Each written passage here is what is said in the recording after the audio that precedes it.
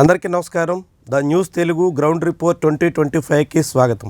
కూటమి ప్రభుత్వ ఏడాది పాలన తర్వాత రాష్ట్ర ప్రజల్లో ప్రభుత్వం పట్ల అంచనా ఏ రీతి ఉంది, ఆయా నియోజకవర్గాల్లో ఎమ్మెల్యేల గురించి జనం ఏమనుకుంటున్నారు, అక్కడ విపక్ష పార్టీ ఏ మేరకు కోలుకునే ప్రయత్నం చేసింది, ఇలాంటి అంశాల మీద అనేక నియోజకవర్గాల వారీగా ఎలాంటి పరిస్థితి ఉన్నదనే దాని మీద మనం వీడియోలు చేసాం.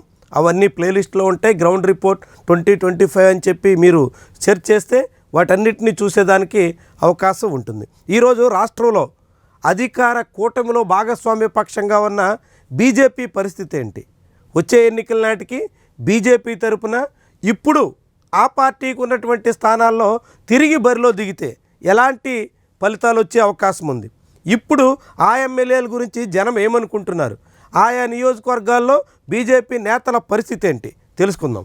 ఆదోని అనూహ్యంగా ఇక్కడి నుంచి బీజేపీ గెలిచింది. వాస్తవానికి 50,000 పైబడి ముస్లిం మైనార్టీ ఓట్లు ఉన్నటువంటి నియోజకవర్గంలో బీజేపీ అభ్యర్థి ఎమ్మెల్యేగా గెలవడమే చాలామందిని ఆశ్చర్యానికి గురి చేసినటువంటి విషయం.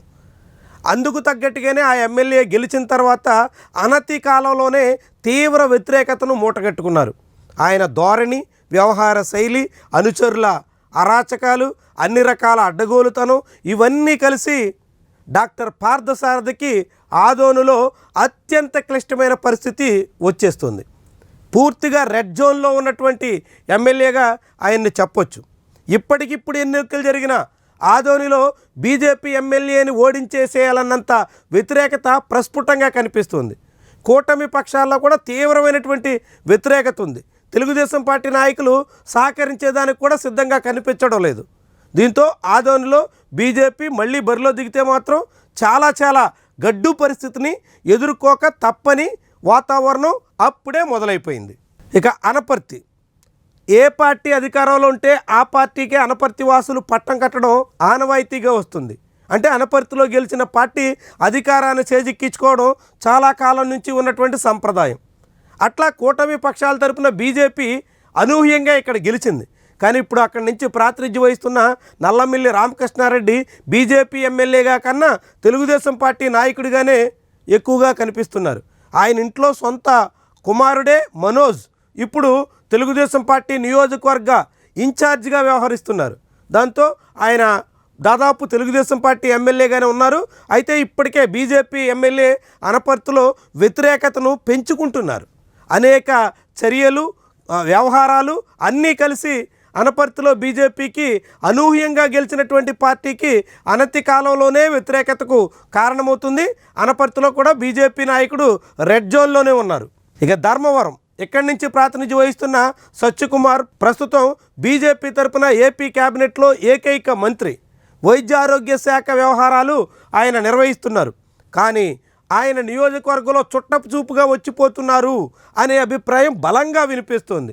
గతంలో అక్కడి నుంచి ప్రాతినిధ్యం వహించిన కేతిరెడ్డి వెంకటరామరెడ్డి గుడ్ మార్నింగ్ ధర్మవరం పేరుతో రోజు జనాల్లో ఉంటే అప్పట్లో అతివృష్టి, ఇప్పుడు అనావృష్టి అనే మాట ధర్మవరం వాసుల్లో చాలా ఎక్కువగా వినిపిస్తోంది. ఇక్కడ తెలుగుదేశం నేతలు కూడా సత్యకుమార్ పట్ల తీవ్రమైనటువంటి వ్యతిరేకతతో ఉన్నారు. ఇవన్నీ సత్యకుమార్కి వ్యతిరేకతను పెంచుతున్నాయి. అదే సమయంలో వైఎస్ఆర్సీపీ ఇక్కడ పుంజుకునే ప్రయత్నానికి అప్పుడే ప్రణాళిక రచించింది, మొదలెట్టింది. రంగంలోకి కేతిరెడ్డి మళ్ళీ దిగారు. దాంతో ధర్మవరంలో వచ్చే ఎన్నికల నాటికి సత్యకుమార్కి కూడా కష్టకాలం తప్పదు అనే మాట బలపడుతుంది. ప్రస్తుతానికైతే సత్యకుమార్ ఆరంజోల్లో కనిపిస్తున్నారు. ఇక ఇచ్చార్ల, ఈ ఎమ్మెల్యే గెలిచిన తొలినాళ్లలోనే దందాలకు శ్రీకారం చుట్టేశారు. అక్కడ పలు కంపెనీలు, అనేక ఎంఎన్సీస్ సంస్థల నుంచి నెలసరి మొత్తాన్ని వసూలు చేసేదానికోసం ఆయన తెగబడుతున్నారు. చివరికి ఎమ్మెల్యే మీద ఎలాంటి ఆరోపణలు ఉన్నాయంటే ఆయన విద్యా సంస్థలకు సంబంధించినటువంటి భవనాల నిర్మాణం కోసం ఉచితంగా కాంక్రీట్ సరఫరా చేయాలని కొన్ని కంపెనీల మీద ఒత్తిడి తీసుకొచ్చినటువంటి గనుడుగా ఆయన గురించి చెప్తున్నారు. ఆ కాంక్రీట్ సంస్థ ఎమ్మెల్యే మాట విననందుకు గాను ఆయన మీద తీవ్రమైనటువంటి ఒత్తిళ్లు తీసుకొచ్చే ప్రయత్నం ఈ ఎమ్మెల్యే చేసినటువంటి తీరు విడ్డూరంగా కనిపిస్తుంది. వాస్తవానికి హెచ్ఆర్లో ఎన్ ఈశ్వరరావు గెలడమే చాలా అనూహ్యం. ఎచ్చెర్ల లాంటి నియోజకవర్గంలో కమ్మ నాయకుడు విజయం సాధించినటువంటి వైను అనేక రకాలుగా ఆసక్తిని రేకెత్తించింది. అలాంటి ఎమ్మెల్యే చాలా స్వల్పకాలంలోనే నియోజకవర్గంలో వ్యతిరేకతను ఎదుర్కొంటున్నారు. వచ్చే ఎన్నికల్లో ఆయన ఏమాత్రం గెలిచే అవకాశమే లేదనేటువంటి అభిప్రాయం అప్పుడే వినిపిస్తోంది. దాంతో ఎచ్చెర్లలో కూడా బీజేపీ రెడ్ జోన్లో ఉందని మనం చెప్పొచ్చు. ఇక జమ్మలమడుగు ఇక్కడి నుంచి సీనియర్ నేత ఆదినారాయణ రెడ్డి ప్రాతినిధ్యం వహిస్తున్నారు. ఏడాది కాలంగా ఆయన నియోజకవర్గంలో వివాదాలు కొని తెచ్చుకోవడమే తప్ప అభివృద్ధిపరమైనటువంటి విషయాల్లో పెద్దగా ప్రాధాన్యత ఇస్తున్న దాఖలాలు కనిపించట్లేదు. అయితే రాజకీయంగా అక్కడ టీడీపీకి బీజేపీకి ఉన్నటువంటి పట్టు ఆయన కలిసి వస్తుందని భావిస్తున్నారు. కానీ ఈ ఏడాది కాలంగా ఎమ్మెల్యే ఆయన అనుచరులు సాగిస్తున్నటువంటి వివిధ దందాల కారణంగా ఇక్కడ కూడా బీజేపీ ఎమ్మెల్యే రెడ్ జోన్లోనే ఉన్నారని మనం చెప్పొచ్చు. ఇక కైకలూరు ఇక్కడి నుంచి సీనియర్ నేత కామినేని శ్రీనివాస్ మొన్నటి ఎన్నికల్లో రెండోసారి బీజేపీ తరపున గెలిచారు. బీజేపీ 2 సార్లు గెలిచినటువంటి నియోజకవర్గాల్లో కైకలూరు ఒకటి. అలాంటి కైకలూరు నియోజకవర్గంలో ప్రస్తుతం ఎమ్మెల్యే అంటీ ముట్టనట్టుగా వ్యవహరిస్తున్నారు. ఆయన అనుచరులదే పెత్తనం అన్నట్టుగా సాగుతుంది. పైగా అక్కడ వైఎస్ఆర్సీపీ దూకుడుగా కనిపిస్తుంది. ఇవన్నీ వచ్చే ఎన్నికల నాటికి కామినేనికి కష్టాలు కొని తెచ్చిపెట్టే వ్యవహారాలుగా మారుతున్నాయి. అయితే ఆయన కూడా మళ్ళీ ఎన్నికల్లో పోటీ చేయాలన్న ఉత్సాహాన్ని చూపడం లేదు అనే మాట బలంగా వినిపిస్తుంది. ఆయన వారసులు ఎవరైనా తెర మీదకి వస్తారా, లేకుంటే బీజేపీ కొత్త అభ్యర్థికి అవకాశం ఇస్తుందా అన్నదే కైకలూరులో ప్రశ్న. కానీ ప్రస్తుతానికి మాత్రం బీజేపీ ఎమ్మెల్యే కైకలూరులో రెడ్ జోన్లో ఉన్నారని మనం చెప్పొచ్చు. ఇక విజయవాడ వెస్ట్ రాష్ట్రంలో బీజేపీ ఎమ్మెల్యే అంతో ఎంతో ప్రచారానికి పూనుకుంటున్నటువంటి నియోజకవర్గంగా విజయవాడ వెస్ట్ ఉంది. ఇక్కడ నుంచి సుజనా చౌదరి ప్రాతినిధ్యం వహిస్తున్నారు. వాస్తవానికి ఆయనకి రాష్ట్ర రాజకీయాల మీద పెద్దగా శ్రద్ధ లేకపోయినా 2024 ఎన్నికల్లో అనివార్యంగా ఆఖరి నిమిషంలో విజయవాడ వెస్ట్ నుంచి బరిలో దిగాల్సి వచ్చింది. ఆయన ఆరోగ్య కారణాల రీత్యా నియోజకవర్గానికి దూరంగా ఉంటున్నారు. అడపాదడప ముఖం చూపించి మాత్రమే ఆయన పరిమితమవుతున్నారు. కానీ ఆయన సంబంధికులు ఆయన అనుచరులు మాత్రం నియోజకవర్గంలో వివిధ కార్యకలాపాలు చక్కబెట్టే పనిలో చురుగ్గా సాగుతున్నారు. జాబ్ మేళాలు ఇతర కార్యక్రమాలు కూడా కొంతవరకు సుజనా చౌదరికి మంచి ఇమేజ్ తీసుకొచ్చాయి. అయితే నియోజకవర్గంలో ఉన్నటువంటి మౌలిక సమస్యల పరిష్కారం విషయంలో ఎమ్మెల్యే ఆశించినంత శ్రద్ధ పెట్టడం లేదు అనే మాట బలంగా వినిపిస్తుంది. పైగా ప్రతి ఎన్నికలకు ఇక్కడ ఎమ్మెల్యేని ఓటర్లు మార్చేసే ఆనవాయితీ కూడా ఉంది.